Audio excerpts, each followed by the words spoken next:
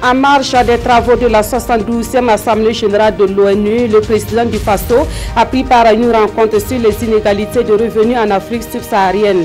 Cette rencontre a servi de cadre pour le lancement d'un rapport sur les actions de différents pays contre les inégalités de revenus. Et en la matière, le Burkina Faso est cité comme un bon élève.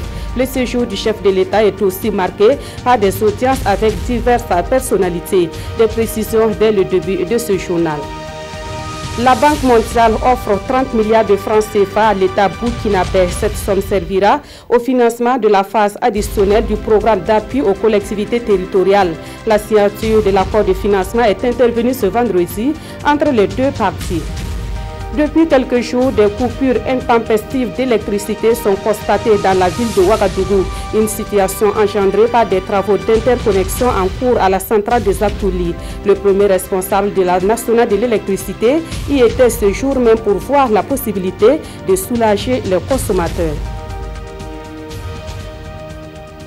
Mesdames, Messieurs, bonsoir. Cela dit, nous prenons la direction de New York où le président du Faso a participé au lancement d'un rapport d'étude sur les inégalités de revenus en Afrique subsaharienne. Il s'agit d'un document du Programme des Nations Unies pour le développement, un document qui donne des indications sur l'impact des mesures prises par les États afin de réduire les inégalités de revenus. Le reportage de nos envoyés spéciaux, Moussa Ouedraogo et Jean-Emmanuel Ouedraogo. Les inégalités de revenus en Afrique subsaharienne. On en sait davantage grâce à ce document, le résultat d'une longue étude menée par le Programme des Nations Unies pour le développement. Il s'agit là d'une question cruciale sur laquelle jusque-là l'on disposait de peu de données scientifiques. Ces inégalités sont cependant à l'origine du faible impact de la croissance économique des pays africains sur l'amélioration générale des conditions de vie des populations. C'est donc un outil de référence que le PNUD vient ainsi de publier. L'étude donne des indications sur les effets des politiques de réduction sur ces inégalités de revenus et en la matière, le Burkina Faso est logé à la bonne enseigne. Au Burkina Faso, nous avons pris la pleine mesure de la problématique des inégalités des revenus. Cependant, au regard de la complexité et du caractère multidimensionnel du phénomène, le gouvernement a, dans une approche holistique, initié d'ambitieux programmes visant au-delà de ces inégalités à créer les conditions d'un développement durable et profitable à tous, surtout aux plus vulnérables que sont les femmes et les jeunes. Certes, des difficultés existent, mais nous avons la conviction que nos efforts ne seront pas vains. C'est pourquoi je voudrais exprimer la légitime fierté que je ressens ensemble avec le peuple burkinabé de les voir ici reconnus. J'accueille cependant cette marque de reconnaissance non pas comme une fin en soi, mais comme une interpellation à faire plus, mieux et plus vite. C'est du reste l'engagement que j'ai personnellement pris avec le peuple burkinabé et que je suis déterminé à tenir. Mesdames et messieurs, dans le cadre de cette enquête de mieux-être pour nos vaillantes populations, je voudrais saluer la qualité du partenariat que nous avons établi avec le PNUD, celui qui nous accompagne avec efficacité. Et je tiens ici solennellement à exprimer mon infinie gratitude aux premiers responsables de l'agence et aux acteurs opérationnels de la représentation nationale. Et pour mieux faire, les dirigeants et tous les acteurs de développement disposent là d'un outil important d'aide à la décision. Mais avant cette rencontre de lancement du document du Programme des Nations Unies pour le développement sur les inégalités de revenus en Afrique subsaharienne, le président du Faso prend part ici à une rencontre de l'Internationale socialiste. Les dirigeants qui partagent cet idéal politique décryptent la marche du monde. Le président du Faso évoque le grand défi de la lutte contre le terrorisme et la nécessité d'une lutte coordonnée et solidaire. Toujours à New York, le président du Faso a eu un entretien avec le ministre saoudien des Affaires étrangères. Une occasion pour faire le point sur la coopération entre le Burkina Faso et l'Arabie saoudite. Rochmar Christian Kabouri a également reçu la secrétaire de l'Organisation internationale de la francophonie, avec qui il a été question de l'opérationnalisation de la force conjointe du G5 Sahel. Le chef de l'État a aussi échangé avec une des responsables de la Banque africaine de développement. Le point de toutes ces audiences avec Moussa Ouedraogo et Jean-Emmanuel Ouedraogo. Entre l'Arabie saoudite et le Burkina Faso, aucun nuage à l'horizon.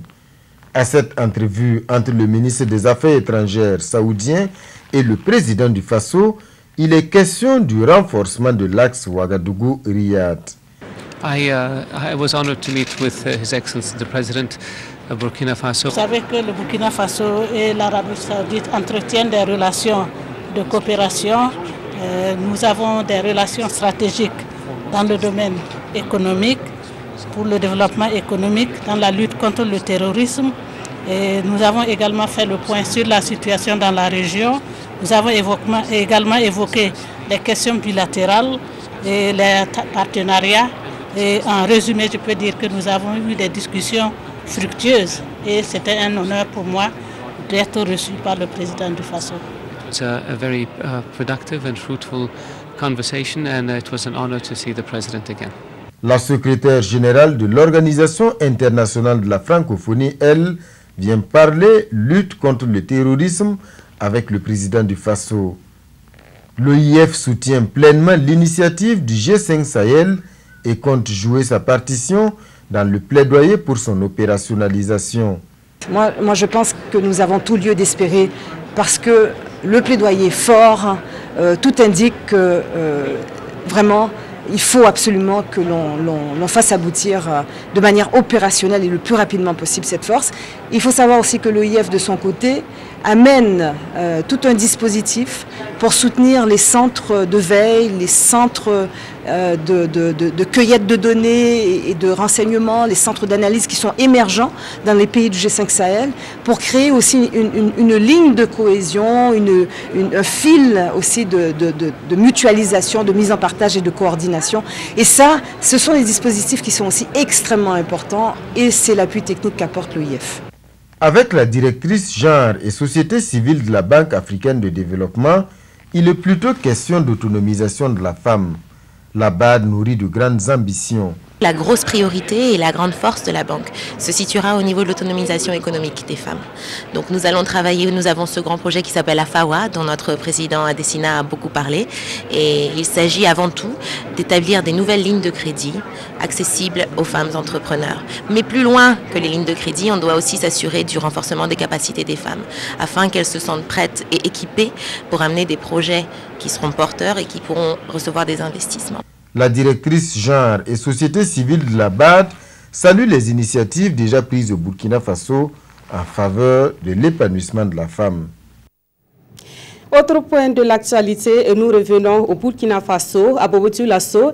Les travaux de construction de la voie principale qui mène à l'Institut national des sciences de la santé ont été lancés ce 22 septembre. Il s'agit là de la concrétisation d'une promesse qui avait été faite aux étudiants par le président du Faso. D'une distance de plus de 4 km, la construction de cette voie va coûter plus de 3 milliards de francs CFA. Et c'est le Premier ministre qui a procédé au lancement des travaux. Karim Ilboudo et Ali Traouri.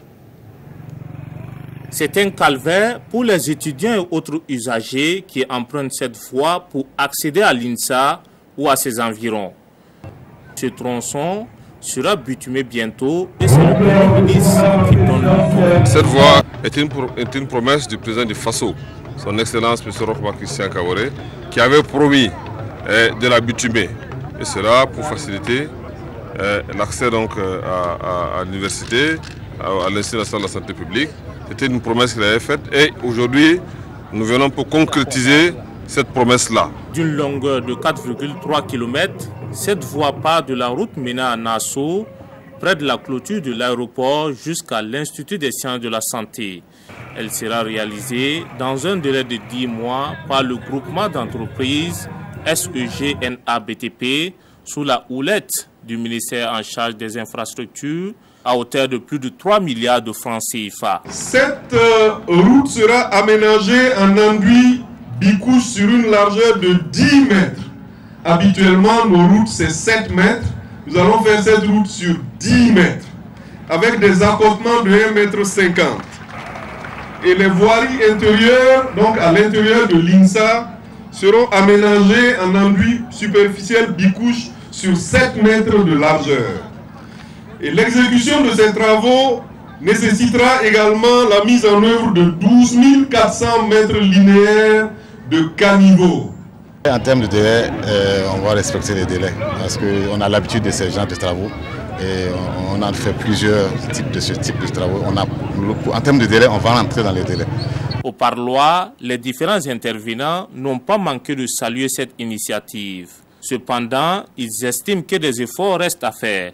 Séance tenante, le gouvernement a promis 20 km de voies bitumées en plus de cet ouvrage. Et les travaux débuteront dans le mois d'octobre 2017. La Banque mondiale met à la disposition du gouvernement burkinabé environ 30 milliards de francs CFA sous forme de dons. Cet appui servira au financement de la phase additionnelle du PACT, le programme d'appui aux collectivités territoriales. La signature de convention est intervenue ce matin entre le gouvernement et le premier responsable de la Banque mondiale au Burkina Faso. Urbain Benito Somé, Nathalie Sawadgo, Nabaloum. L'exécution de la première phase du projet d'appui aux collectivités territoriales PACT, mise en œuvre depuis 2011, est satisfaisante. Foi du représentant résident de la Banque mondiale. Pour cela, son institution décide d'apporter un appui additionnel de plus de 30 milliards de francs CFA pour la deuxième phase. Un appui matérialisé ici par cette signature d'accord de financement et d'échange de notes entre le ministre en charge de l'économie et des finances et le représentant résident lui-même. On avait ce projet en cours, le PACT, dans 6 régions et les résultats ont été très bons. Et les régions qui n'avaient pas été couvertes ont demandé à ce qu'elles puissent aussi bénéficier pour qu'au niveau des mairies, elles puissent donc exercer leur fonction fondamentale. Donc c'est ça qui vient d'être fait à travers ce financement additionnel. Nous avons aussi élargi l'appui à d'autres structures au niveau élevé. Donc la primature, l'Assemblée nationale, le ministère lui-même et l'Association des maires de Burkina Faso. Pour le ministre en charge de l'administration territoriale et de la décentralisation, le taux de décaissement de la première phase du PACT est de plus de 99% et son taux d'exécution physique est de 95%. Et ça fait environ 125 milliards de façon globale que la Banque mondiale a toujours appuyé le gouvernement burkinabé à travers le programme d'appui aux collectivités territoriales. Et cette fois-ci, ça fait un programme additionnel de 30 milliards donc, qui va permettre encore une fois de renforcer les activités donc, non seulement des communes qui en bénéficiaient, mais d'élargir donc à d'autres communes qui vont en bénéficier en matière d'appui institutionnel, en matière de formation, de renforcement des capacités, de construction et d'acquisition d'équipements. L'État burkinabé s'engage à ajouter environ 5 milliards de francs CFA. En outre, les appuis prennent dorénavant en compte les 13 régions du pays. Initialement prévue pour le 31 août 2017, la date de clôture du projet est reportée au 31 août 2021 pour permettre une bonne exécution des activités. Et cela fait 1 an que la nouvelle équipe dirigeante de l'Association des régions du Burkina Faso est aux affaires. Un an d'exercice qui coïncide avec la 3e session ordinaire de cette structure qui se tient depuis ce 22 septembre à Ouagadougou. Une session consacrée au bilan des activités et aux perspectives pour plus d'efficacité dans les actions de cette association. Amadou Ilboudo et Tanga Kafandou.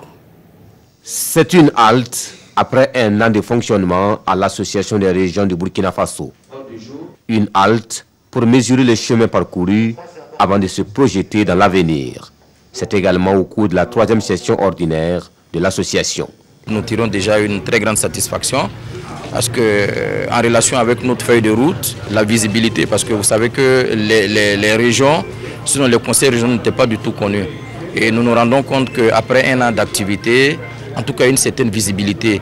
Et pour rappel, nous avons participé à plus de 220 rencontres et qui ont été appréciées en tout cas par tous ceux qui nous ont invités.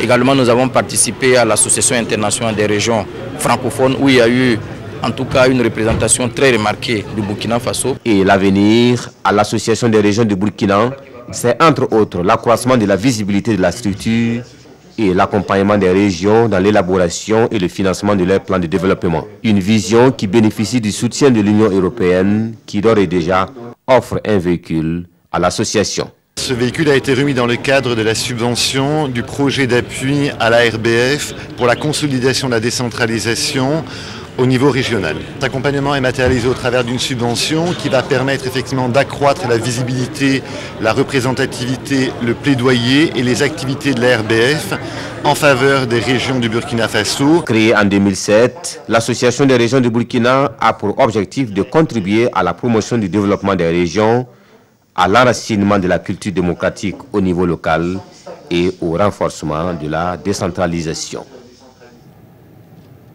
Actualité sur la vie des partis politiques avec tout d'abord les députés de l'Union pour le progrès et le changement qui reconnaissent les potentialités de la région de l'Est et qui disent être préoccupés par son désenclavement. Le sujet est au centre des journées parlementaires de l'UPC qui ont débuté hier à Fada. Les autres groupes parlementaires ont été invités à l'ouverture des travaux présidés par le président de l'UPC, Zéphirin Dzabri. Le reportage de Désiré Ilboudo et Mamadi Ouedraogo. Analyser les enjeux du désenclavement de la région de l'Est afin de contribuer au développement du Burkina, c'est toute la substance recherchée à travers cette deuxième journée parlementaire de l'Union pour le progrès et le changement UPC. Réunis à Fadangourma, les députés du parti de Lyon et leurs partisans se penchent sur la répartition géospatiale des infrastructures routières au Burkina. C'est de donner notre contribution au ministère en charge des infrastructures, au gouvernement burkinabé, des recommandations qui, mises en œuvre, pourront nous permettre d'améliorer la qualité de notre réseau routier, pour abréger, pour soulager les populations du Burkina Faso et les populations de la région de l'Est en particulier. Au terme des travaux, des recommandations ont été faites à l'endroit du gouvernement afin qu'il travaille à corriger les limites des politiques routières de sorte à améliorer l'essor économique du Burkina. Nous, députés du groupe parlementaire Union pour le progrès et le changement, recommandons l'accélération et l'adoption du plan national routier et sa mise en application en tenant compte des priorités de développement et des potentialités des régions du Burkina Faso en élargissant les critères déterminants. Le désenclavement de la région de l'Est dans le meilleur délai par la réhabilitation de la RN numéro 4. Ces recommandations seront proposées aux membres du gouvernement à la prochaine session de l'Assemblée nationale pour leur prise en compte. Les députés du groupe parlementaire Congrès pour la démocratie et le progrès, eux, ont choisi la ville de Signaré pour tenir leur deuxième journée parlementaire au titre de l'année 2017. Et pour ces journées, ils ont choisi de mener la réflexion sur la question du terrorisme. Les députés CDP comptent identifier des solutions qu'ils proposeront au gouvernement pour une lutte plus efficace contre le terrorisme au Burkina Faso. Paul David Bambara et Zalissa Sanfo.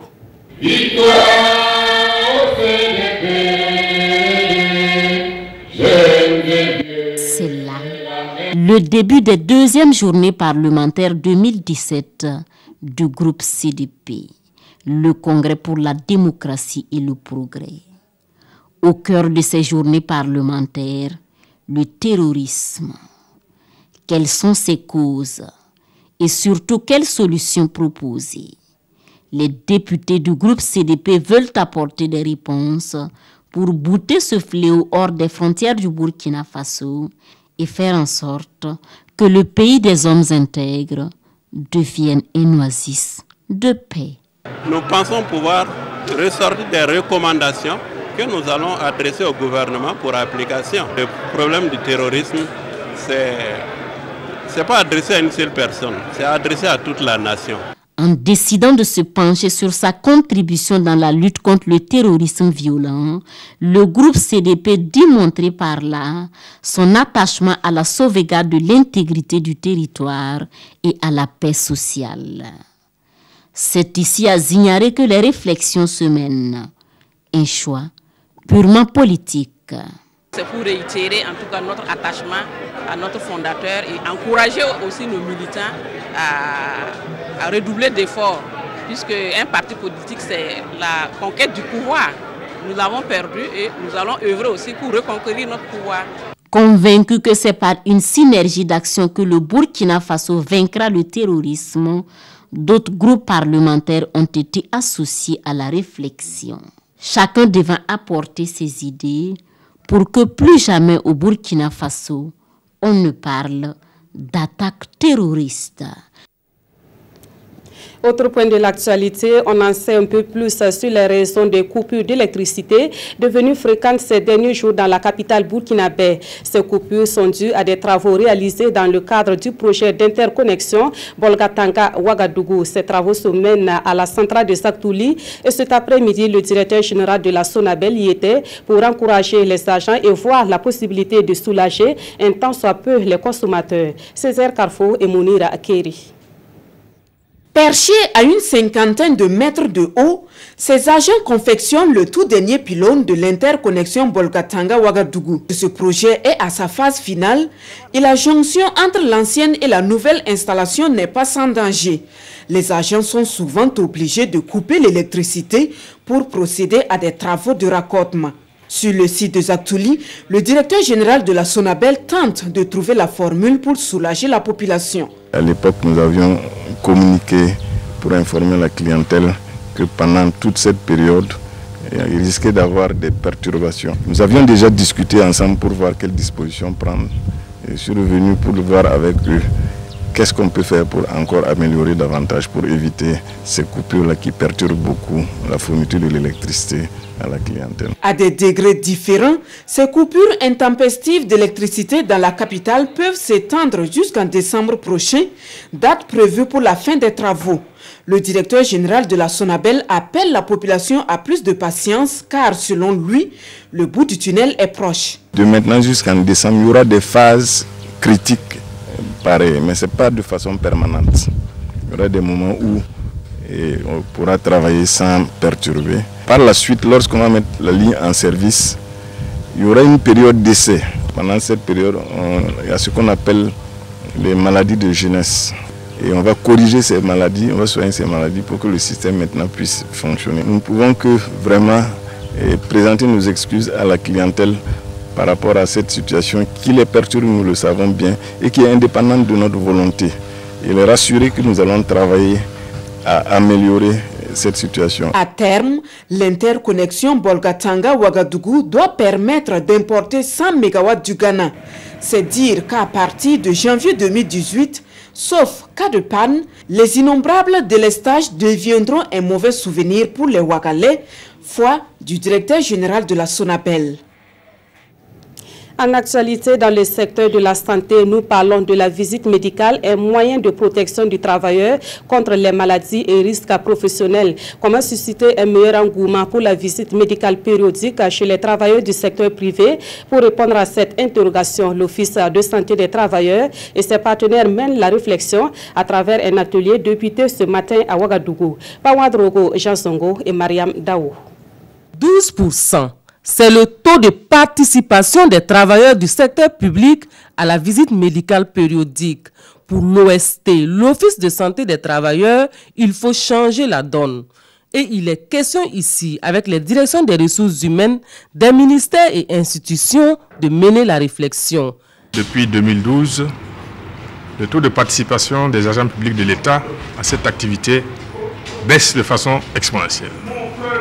Et donc, pour nous, c'est une occasion, avec les DRH des ministères et des institutions, d'échanger sur les stratégies que nous pouvons mettre en œuvre pour que tous les travailleurs du secteur public puissent bénéficier de cette visite médicale périodique qui est vraiment organisée dans leur intérêt. L'importance de la visite médicale périodique n'est plus à démontrer. Selon le directeur général de l'OST, il constitue le premier geste de protection du travailleur.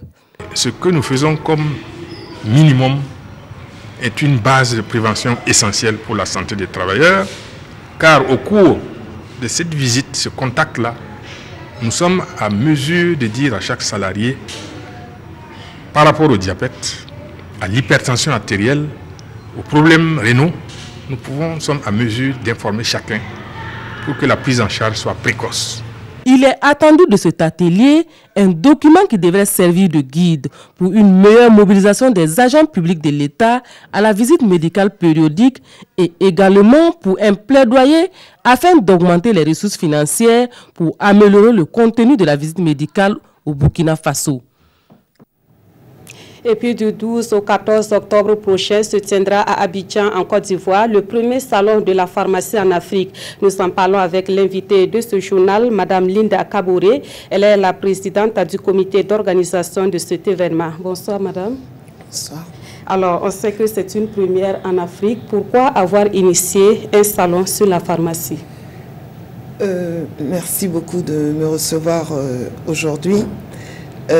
Ce salon a été initié, c'est venu d'un constat que nous, Africains, allons dans d'autres salons, dans des pays étrangers, mais ces salons-là ne répondent pas tout à fait à nos attentes et à nos besoins en Afrique, à nos spécificités. Donc il était grand temps qu'il y ait un salon où toutes les compétences africaines pouvaient se retrouver et faire venir justement les gens, les Européens, les Asiatiques, tous les 5 continents vers nous pour traiter de nos spécificités et trouver des solutions à nos problèmes. Et justement, quelle est la thématique qui sera abordée à ce rendez-vous de la pharmacie en Afrique? Donc c'est le premier salon, la première édition, nous l'avons porté sur les nouvelles tendances pharmaceutiques. Ça sera les nouvelles tendances pharmaceutiques, l'innovation, pour montrer que nous aussi en Afrique, nous avons un savoir-faire. Et quelle sera la participation du Burkina Faso à ce salon? J'espère une très forte participation parce que, ayant déjà promu ce salon, les 5 continents seront présents. Ils savent que le président du comité d'organisation s'appelle Madame Kaboré. Ils ne comprendraient pas pourquoi le Burkina ne viendrait pas en force. Et justement, en termes de participation, est-ce qu'on a une idée qui est invité ou est-ce uniquement les pharmaciens? Non, c'est tous les professionnels de la santé et tout ce qui a un rapport avec la pharmacie, que ce soit même les assurances, les banques, mais surtout, ce qui est important, c'est qu'il y a aussi les industriels. J'ai été très heureuse de constater qu'il y a eu une initiative. Aujourd'hui, j'ai assisté à une réunion d'industrie pharmaceutique ici au Burkina. C'est ce que je dis, chacun en Afrique fait, mais ensemble, on peut faire encore beaucoup plus pour lutter contre les faux médicaments. Et on a beaucoup de sujets à traiter et il y a tout un programme qui est mis en place sur l'industrie et aussi pour sensibiliser nos populations sur l'automédication, les médicaments de la rue, leur expliquer qu'il y a des produits disponibles en pharmacie, donc il y a les médecins, il y a les pharmaciens, tout le monde est invité à participer. Merci beaucoup, Madame Linda Kaboré, d'être passée à nous donner ces informations sur la tenue donc du premier salon de la pharmacie en Afrique, un salon prévu du 12 au 14 octobre prochain à Abidjan, en Côte d'Ivoire. Et toutes les informations sont sur le site www.pharmafricaexpo.org. Merci beaucoup. Je vous en prie. Et dans la suite de ce journal, on s'intéresse à la phase 4 du projet riz pluvial, un projet financé par la Chine-Taïwan. Pour une mise en œuvre efficace de ce projet, un manuel a été élaboré concernant les aspects suivi, évaluation et procédures administratives et financières. Il s'agit d'un document provisoire que les acteurs du ministère en charge de l'agriculture et leurs partenaires sont invités à valider. Amado Ilboudo et Mamadouba. Les manuels de suivi, évaluation et de procédures administratives et financières de la 4e phase du projet riz pluvial passé au peigne fin par ses agents du ministère de l'Agriculture et des Aménagements hydrauliques. Ils mènent ici la réflexion avec des partenaires financiers de la République de Chine, Taïwan. Le manuel de suivi et évaluation, c'est un manuel qui permet de suivre et d'évaluer la mise en œuvre des actions du projet. Et dans ce manuel, nous avons un cadre de résultats qui montre en tout cas le cheminement vers l'atteinte des résultats.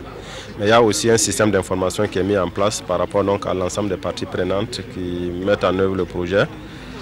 L'autre manuel montre un peu la contrepartie financière des activités qui sont menées, quelles sont les procédures qui doivent être suivies pour que les ressources qui seront mises à la disposition des uns et des autres puissent en tout cas être utilisées à bon escient et au bénéfice donc des populations pour lesquelles ce projet a été monté. Ces documents de référence ont été élaborés pour répondre aux aspirations d'une gestion rationnelle et la capitalisation des informations. C'est véritablement des documents qui serviront en fait de fil conducteur en fait des activités du projet riz pluvial pendant en fait les années qui restent à faire au niveau du projet. C'est véritablement des documents très utiles, des outils qui pourront être utilisés pour une bonne exécution, une bonne mise en œuvre en fait, des activités qui sont inscrites dans le programme de travail du budget annuel des 2 années de projet. Pour cette 4e phase du projet qui couvre la période 2017-2020, le gouvernement ambitionne aménager près de 6 000 hectares de bas-fonds sur le territoire national. Le 6e vol retour des pèlerins en provenance de la Mecque est arrivé ce 22 septembre. Plus de 400 pèlerins étaient à bord et ils se portent à 2500. Le nombre de Burkinabés ayant déjà effectué le retour de la Mecque. Côté organisation du Hajj 2017, des manquements ont été constatés pendant le séjour des Burkinabés en terre sainte de l'islam. Des précisions avec Issaka Ouedraogo et Ismaël Duloma Sirima. Le retour et l'accueil des pèlerins pour le Hajj 2017 riment avec des désagréments. Après les vérifications d'usage et l'entrée en possession des bagages, les plus chanceux des pèlerins retrouvent leur famille juste à l'entrée de l'aérogare. Pour d'autres, par contre, c'est une équation à résoudre car ils doivent marcher près de 2 km pour rejoindre leurs proches. En fait, habituellement, les accompagnants viennent jusqu'à la prière. C'est-à-dire qu'on appelle le nom même. Toi, tu sors, tu prends ton pèlerin et tu pars. Cette fois-ci, ce n'était pas le cas. On a bloqué en fait tout le monde au dehors. Soit disant que en fait, c'est la menace, la sécurité, voilà. À cela, il ajoute que le manque de réunions préalables pour préparer l'accueil est aussi une raison de ce désagrément. Quant aux responsables d'agence, ils dénoncent certains manquements survenus à Mina. Il n'y a pas eu suffisamment de cars pour le transporter, donc beaucoup ont fait la marche à pied pour aller à Arafat et pour revenir. Alors que normalement, on a payé pour ça. Et donc, il n'y a pas de raison que des gens marchent. En plus de ça, les gens aussi ont dormi dehors. Parce que les tentes n'ont pas été suffisantes. Il y a des Nigériens qui ont occupé des jardins. Comment ça peut s'expliquer? Il faut bien qu'on trouve qu'est-ce qui s'est passé. Et je crois qu'il faut que les autorités prennent leurs responsabilités pour qu'on sache ce qui s'est passé. Parce que nous avons payé pour une catégorie, nous devrions être dans cette catégorie. En attendant que la lumière soit faite sur l'ensemble des manquements relevés, 11 autres vols sont prévus pour ramener les pèlerins burkinabés. Des acteurs de la société civile traînés en justice sur une affaire d'écoute téléphonique. Le sujet est à la une de la presse écrite ce vendredi. Certains journaux relatent l'intervention du président du Faso à la tribune de l'Assemblée générale de l'ONU. La revue de presse est avec Vincent Tchendrebego. Passer de la rhétorique à l'action, le président du Faso lance l'appel depuis la tribune de l'Assemblée générale de l'ONU, selon les informations rapportées par Sidoya. Comment oublier que chaque jour, dans mon pays comme ailleurs, des femmes et des enfants continuent de perdre la vie par manque de soins et de nourriture, plaide Lokma Christian Kaboré. Parlant de son pays, le président du Faso évoque l'avant-projet de constitution élaboré et l'action de la justice qui s'attache à vider tous les contentieux et crimes politiques et économiques. À ce concert des nations, le Burkina Faso porte la voix de 2 pays, la République de Chine, Taïwan, pour laquelle il demande sa participation au mécanisme du système des Nations Unies, et sur le Cuba, il plaide pour la levée de l'embargo qui pèse sur le pays de Fidel Castro. Un procès à large couverture médiatique s'est ouvert hier au palais de justice de Ouagadougou. Safiatou Lopez et Idrissa Nogo, 2 responsables d'OAC, trimballés en justice pour diffamation suite à la publication sur les médias sociaux d'une conversation téléphonique entre les 2 personnes. Des écoutes qui résonnent au prétoire, titre l'Observateur Palgas à une. Mais sitôt ouvert, sitôt renvoyé à une date ultérieure pour 2 raisons. D'abord, comme on le voit à la une du journal Le Pays, la clé USB contenant l'enregistrement téléphonique présenté au procès, l'avocat de la défense a demandé du temps pour prendre connaissance de son contenu. L'autre raison, c'est que Safiatou Lopez était absente à l'ouverture du procès. Elle arrivera bien plus tard, sous escorte cavalière. Mais pourquoi maintenant qu'elle arrive? C'est que la circulation de Ouagadougou n'aurait pas aidé Dame Lopez et ses cavaliers d'arriver à l'heure. Il y a eu beaucoup d'embouteillages, a-t-elle affirmé dans le journal Le Pays. Voilà qui promet du spectacle dans ce procès et pas seulement, car selon Sidoya, Idrissa Nogo qui ne se reproche rien donne rendez-vous pour un déballage. Et c'est la fin de ce journal. Merci de l'avoir suivi et merci de votre fidélité à la RTB.